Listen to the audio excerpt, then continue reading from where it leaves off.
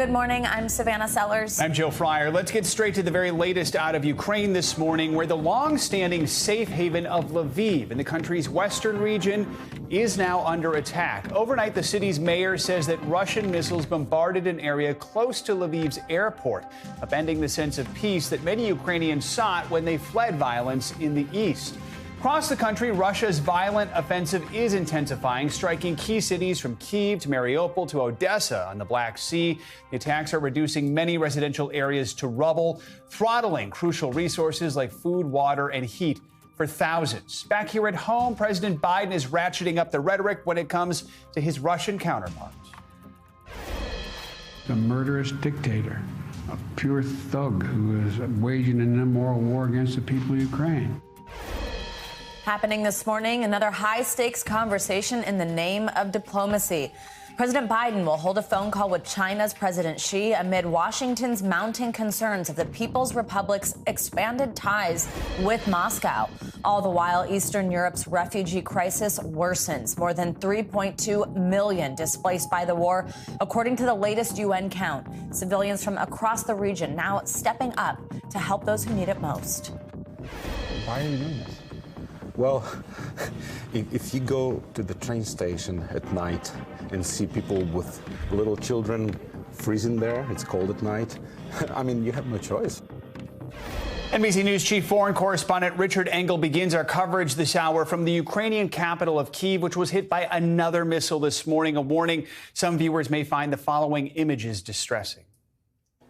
Russia's continuing its relentless bombing campaign, overnight hitting an aircraft repair facility near the airport in Lviv, and here in the capital, Kyiv, hitting what seems to be Russia's favorite target these days, another residential compound full of civilians. At least one person was killed here, more than a dozen injured. But when you look at the scale of the damage, it could have been far worse. In other circumstances, it would be called terrorism. Attacking civilians in Kyiv this morning in their homes as they were waking for breakfast on purpose. But since a state did this, it's called yet another attack on a soft target. For Ukrainians, the result is the same. The attack happened around 8 o'clock in the morning, and it didn't just destroy one apartment building, but landed right in the center of a complex, destroying a playground and all the homes around it. In one apartment, a sink is covered in blood. More stains by the door, likely from the injured making their way out. An elementary school in the compound was also damaged. So was a kindergarten and a supermarket. Salvaging what she could, Allah was still coming to terms with how her life was upended in an instant. I have no home now and nowhere to live. Where am I to go, she asked. With Russia's military offensive stalled and its troops suffering thousands of casualties to dogged Ukrainian resistance, Russia is lashing out at civilians in a punishing campaign of collective punishment. North of Kyiv, in hard-hit Chernihiv, the State Department confirmed an American was killed yesterday. He was identified by family and friends as Jimmy Hill from Minnesota. A teacher, he was in Ukraine to be with his partner, Irina, who has multiple sclerosis. He was searching for food when he died in a bread line, killed along with at least 9 other people in Chernihiv. His sister spoke to NBC's affiliate in Minneapolis. My brother would spend like half of the year here and then the other half arranged in Ukraine, and then getting teaching positions at different universities to do lectures and things like that so he could be with Ira. In this last trip, he was getting special medicine, organizing that. He really loved her so deeply.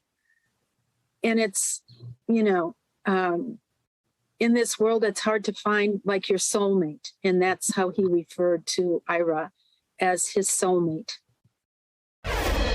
Every day, more lives are being lost here, even as peace negotiations are picking up steam, with Turkey emerging as a key mediator. But based on the scale of the attacks, the frequency of the attacks, and the fact that it is constantly civilians who are being targeted, it doesn't seem like a ceasefire is going to come together anytime soon. Richard, thank you so much. For more on the situation in Ukraine, let's bring in Hagar Shamali. She is the host of Oh My World on YouTube and the former spokesperson for the U.S. mission to the UN. Thanks for joining us this morning. Let's start out with the latest in the fighting inside Ukraine, the state of peace talks between Ukraine and Russia. We just heard Richard sort of give his assessment there. Do you think the Ukrainians are gaining more strength at the negotiating table? Each day they're able to hold on to their key cities. Do you think we could see a breakthrough in peace talks if that keeps up? Well, typically when you're fighting a dictator like Putin, and it's the same, I learned these lessons when I handled Syria, time is not usually on the side of the defender. It's usually on the side of the aggressor, because they have no regard for civilian life. When it comes to Putin and the Russian military, they don't care if they fight until the last man standing. And you see that. And Richard Engel, I thought, summed it up so well when he said that under any other circumstances, this would be called terrorism. I'm going to go out and call it terrorism because the definition of terrorism is targeting innocent civilians to achieve a political or ideological goal. And that is exactly what Putin is doing.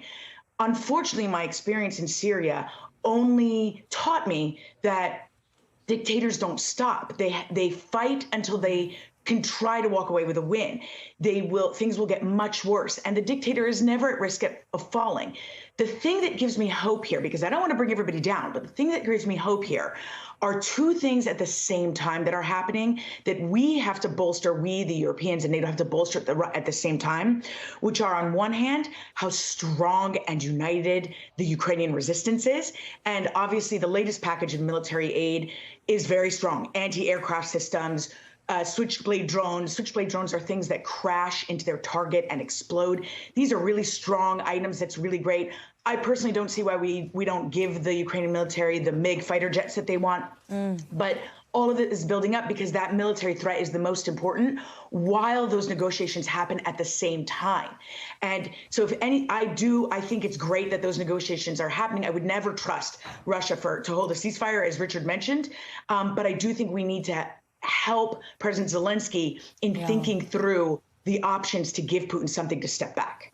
Let's talk about a new important layer here, which is China's potential involvement or what we could see happen from the Chinese president. So President Biden is expected to talk with China's President Xi this morning. Now, we know Russia had asked them for this assistance. I think we're all expecting that Biden is going to denounce that. But is there a chance here that we could see the opposite, rather than assistance from Russia, this relationship between Putin and Xi mean that there's the potential there for pressure to end this from the Chinese end? I think that the most realistic thing we can hope for from China is that they don't help Russia, but not necessarily that they get involved to pull Putin back. And the reason is because Xi himself has his own eyes on Taiwan. And he's watching very closely to see how the world is reacting to Russia invading its neighbor, to see how the world might react if he were to invade his neighbor. And so but President Xi, the difference between President Xi and President Putin is that he plays the long game, and he always has.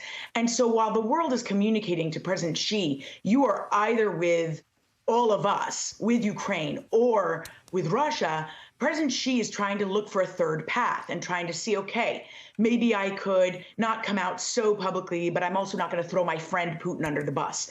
And he's trying to pursue that. And Biden today in his call is going to say something along the lines of, you can't go do that. There are, like I said, the best we can hope for is that he doesn't proactively help Putin. He already is pretty much by allowing Russian propaganda to move through China and so on. He cannot give military equipment and support and aid. And I think that the thing that President Biden should hit, and I believe he will, is the threat of economic sanctions. And I think you're going to see if Congress passes a bill allowing secondary sanctions, which are sanctions that allow the U.S. to sanction those doing business with a sanctioned target. Right. Sorry, that's a lot of words used with sanction in them. But that allows the U.S. to increase the pressure more and the threat. And China cares about that threat because their economic power is what gives them this influence that they exert around the world. And Hagar, very quickly, I want to kind of follow up on that. When we talk about sanctions toward Russia, do you think there is more the U.S. and our allies could be doing to punish Russia, keep the pressure on them to try and stop this? These sanctions are really unprecedented. I mean, and I worked at Treasury and sanctions for many years, and they are the toughest I've ever seen. And not because of the specific options they pursued, but because Russia's such an active player in international trade and such an active participant in the international financial system that there's a real opportunity there to freeze assets and block billions and trillions of dollars of trade. And that's what they're doing.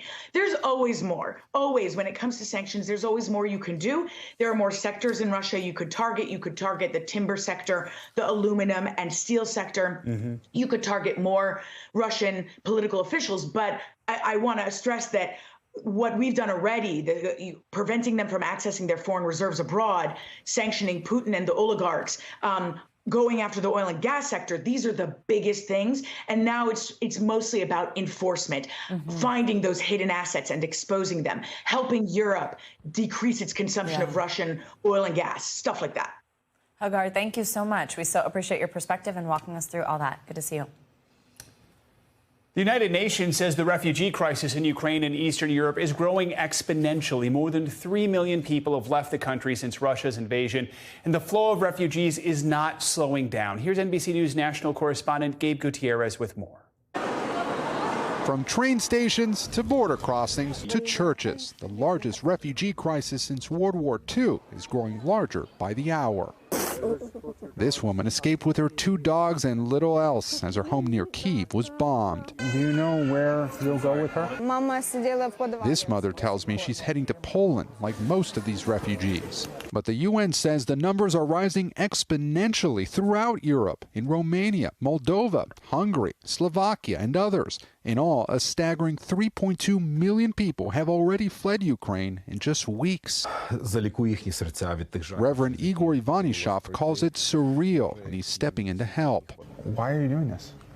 Well, if you go to the train station at night and see people with little children freezing there, it's cold at night, I mean, you have no choice. At his church, now a shelter, we meet Bogdan, who tells us he's lost touch with his wife and 4 children after the home where they were staying without him was bombed. He hasn't heard from them in nearly a week. You don't know where your family is? Yeah, I know that they're not in Ukraine, but don't know where. We're also seeing the first survivors from the siege in Mariupol make the treacherous journey out of the ravaged city and into western Ukraine. At a children's hospital, we meet Oksana and her 8-year-old son. Not only is his country at war, he's fighting cancer. He's scared. He's exhausted, Oksana tells us. We lived in a basement for 3 weeks. But there are glimmers of hope. After we first spoke, Bogdan finally got a hold of his wife and kids. They're somewhere in Poland, heading to Germany. I think God is listened me and answered. I'm really, really happy.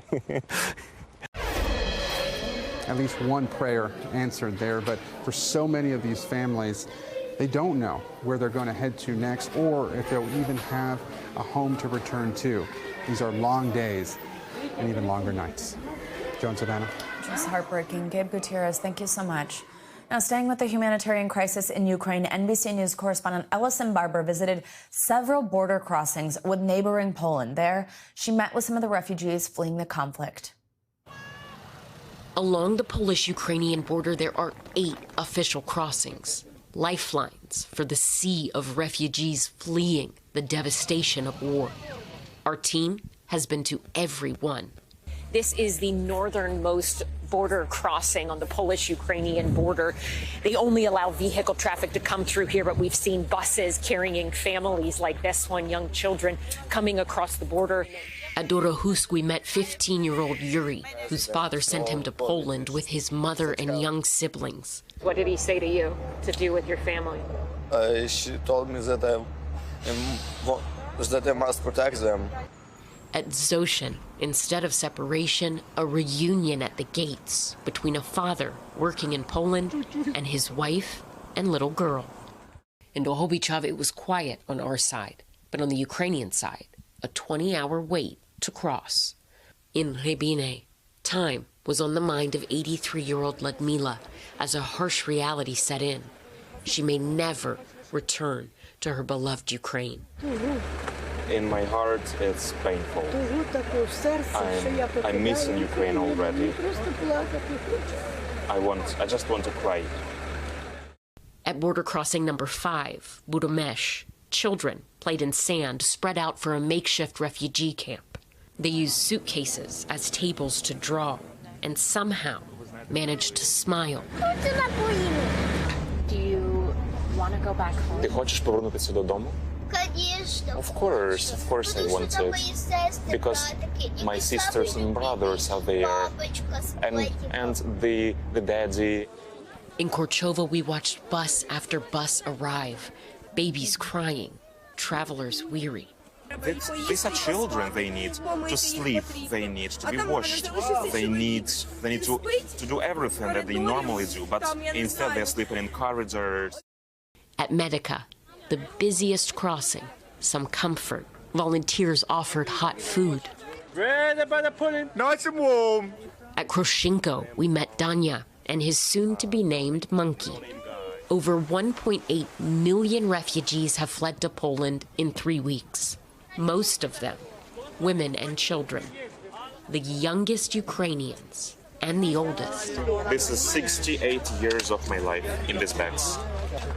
1, 2, 3. Each now carrying the weight of what's left behind to a future unknown. Oh, our thanks to Ellis and Barber for that report. Of course, tough to watch. Thanks for watching our YouTube channel. Follow today's top stories and breaking news by downloading the NBC News app.